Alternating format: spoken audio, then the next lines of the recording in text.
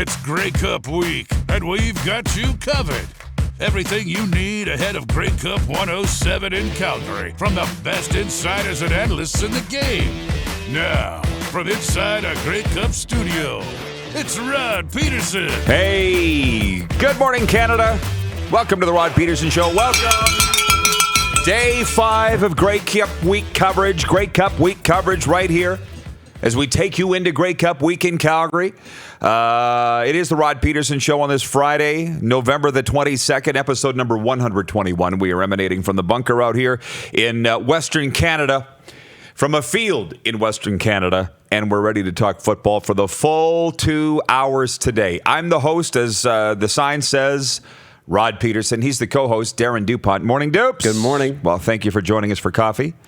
We're a pair, like I'm Donner and he's Blitzen. Blitzer. Those are reindeer, folks. John Frenzy's with us, and he has, as I say, looks like it's flared up on him this morning, football Tourette's. Just blurting out things all the time, and they usually refer to football.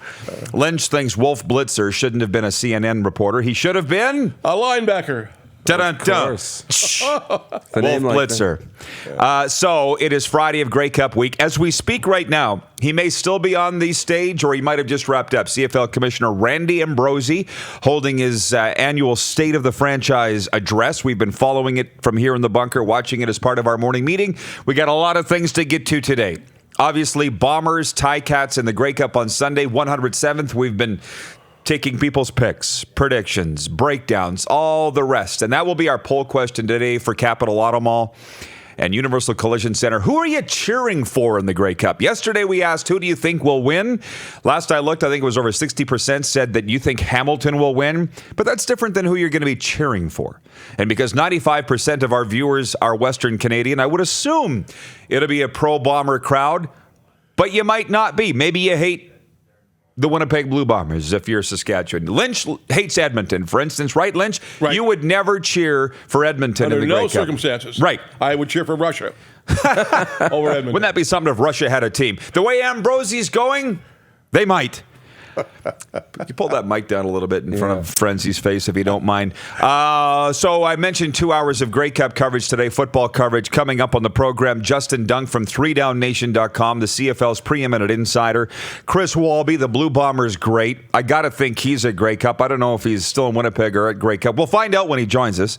Ryder Lyman from the past, Grey Cup champion Chris Best, Mike Moriali, a couple things he can talk about. He's the Ticats radio analyst, but he's also the commissioner of the Canadian Elite Basketball League, and they welcome the Ottawa Blackjacks this week to the CEBL. Not the Ottawa Red Blacks, the Ottawa Blackjacks. So a couple things to talk with Mike Moriali about today.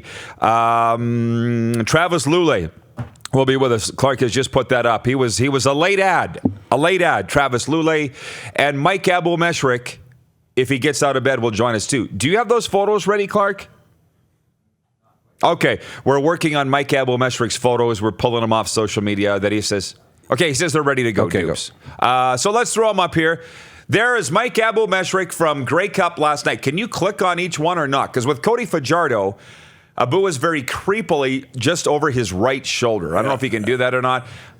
I guess all we got. It's fine. You're good. Murph with John Murphy, top right of the Toronto Argonauts, great friend of the program. And then in the bottom right photo, he's with Mike Benavides and Demetrius Maxey. And here's the funny thing. I said to Abu after he sent me these photos, I said, D-Max looks great. He goes, is that who that is? Because he's lost so much weight. Abu said he doesn't even look like he did when he played, but he's now the Edmonton Eskimos D-line coach. So Mike Abou-Meshrik rolling around Grey Cup week, and we anticipate that we'll have him a little later on. So there's my preamble. There's my open. Rollout for Flooring Superstore. What's up with you guys? Yeah, I was just thinking, trying to rack my brain as, you and I have a little bit of that marketing mind, and you said the Ottawa Blackjacks and the CEB. I'm like, how are they going to work 21 into this game? It's like someone's winning something when, a certain player hits 21 points in Number the game. 21? For sure, right? Whenever he hits 21 points, that's really big. And I know we're not going to talk about it today. You got to check out Rod's Instagram page, but it was really nice to see Sheldon Keefe get his first win last night. That's it. Watch the game. Looked like a fresh team. That's not an indication of anything. It's just a team playing with no stress and wanting to win for the first coach. So, great. I apologize for interrupting. We have the Facebook string working again. So I want to welcome some viewers this morning. J.R. Rowley writing in, good morning from Cranbrook. Best sports show from a field. Well, I think we're the only sports show from a field. I think we're also the best morning sports show in Canada. Oh, wait. We're the only morning sports show in Canada. Very popular. John Meisner checking in from Salem, Oregon. Good morning, Johnny boy. And Mike Lee, good morning from pre-sunrise Maui. Wow. So we're all over the world, Frenzy. How about that, eh? And a lot of American viewers today because, quite frankly, they are not getting CFL coverage where they are, obviously, nor NHL. Frenzy, your take on Grey Cup week?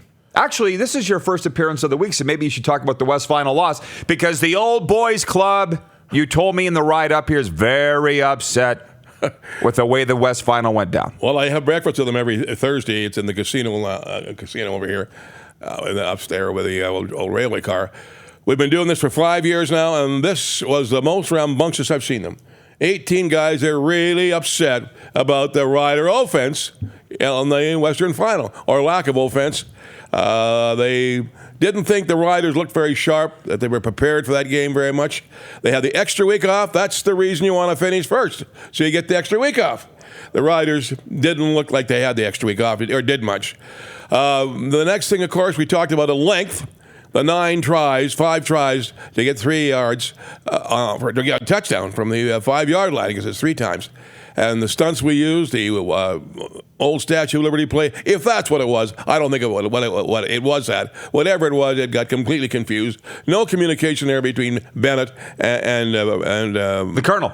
Colonel Powell on that one. I don't know why. I don't know why they used it. They've never used that play during the season, and Bennett hasn't been at quarterback in the normal sense for more than 2 or 3 plays all season, so I don't quite understand why the coach used that. He said it's because the guys in the middle of that line for the Bombers are big and tough, and it's pretty hard to run up the middle against the Bombers, so you got to go the outside, so that's why he changed to this Statue of Liberty play. I don't know if I buy that or not, but they had a heck of a time getting anywhere there, and too bad, because it was a game the Riders could have won, should have won. Got beat badly in a couple of long pass plays. Marshall got beat badly. It wasn't a great effort by the Saskatchewan Roughriders, and the difficulty in trying to score from in deep. We had Corey Ajardi ran from the 1-yard line. Looked like all he had to do was turn the corner, but he couldn't quite stop.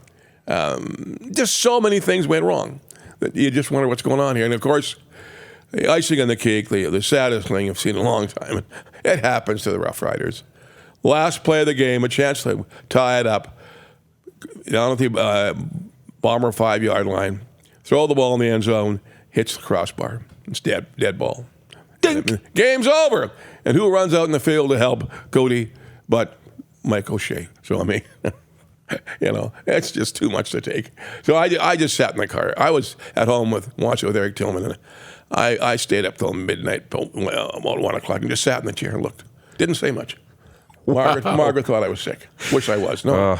By the way, as we move on, there's a lot of things to cover today. I hope we have time to get to them all because we've got a lot of guests in and out. But there's growing rumors that offensive coordinator Stephen McAdoo is in trouble with the future of this football team, that a shakeup's coming within the coaching staff of the Rough Riders. That's just the rumor. I don't certainly know anything from the inside, but I'm hearing stuff. Are you, Frenzy? What are you hearing? Same thing. He's in deep trouble. I don't know why.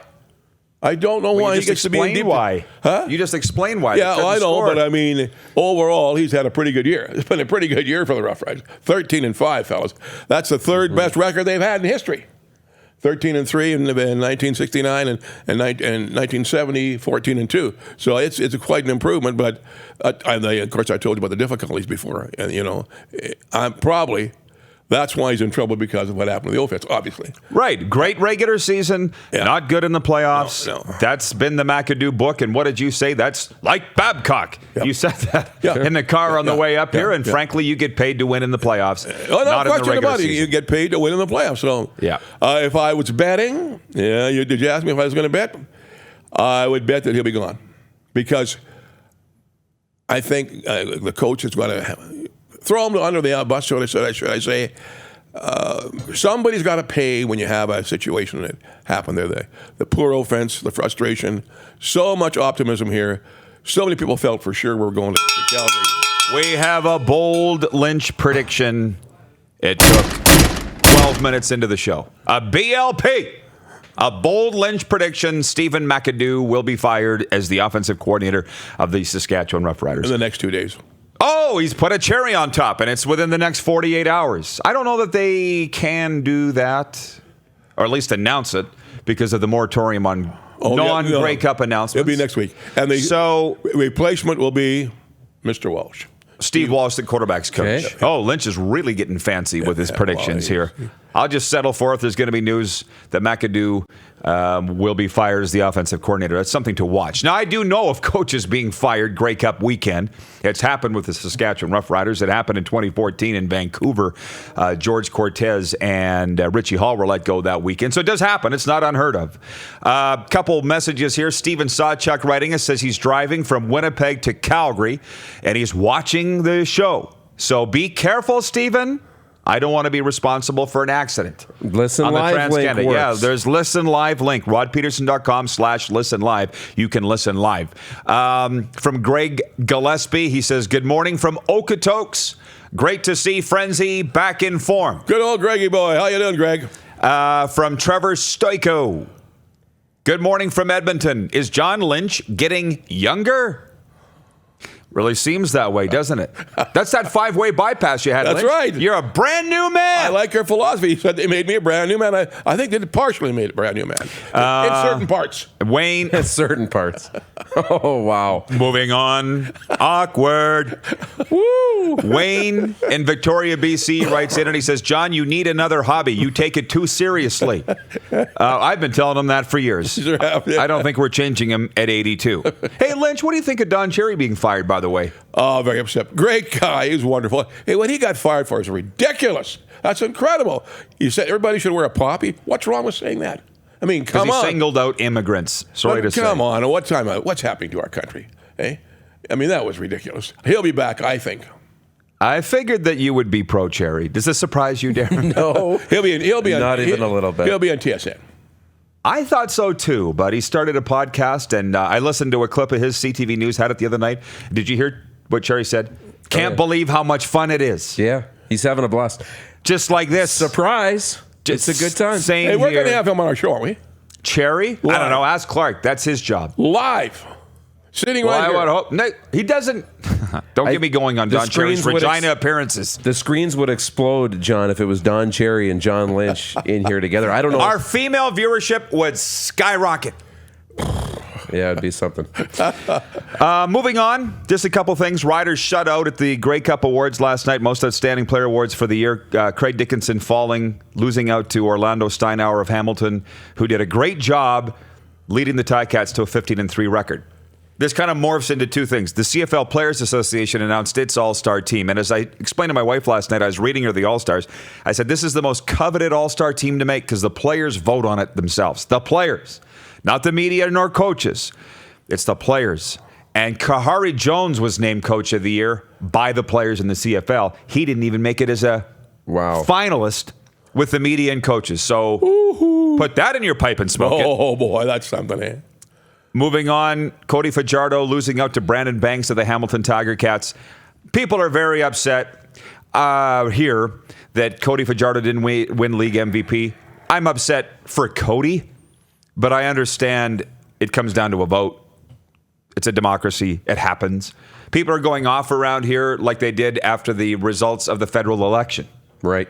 That's kind of the angst. They are. And listen, it is a vote. I get it. But I think, personally, Cody had a better year because the Riders don't finish in first place without Cody Fajardo. He saved the franchise in every regard. Oh, did he ever? He did. Yeah. And Brandon Banks had a great year, too.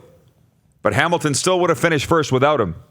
He's getting Braylon paid. Addison had a better year, I thought. Who? Yeah, and The other Ticats receiver, Addison. That's part of it. And for me, I think you just absolutely nailed it. You couldn't have described it any better because Brandon Banks had a very special year. I mean, he's a talented player, and what he did on the football field this season for Hamilton was nothing short of spectacular. He was the most outstanding player in the CFL.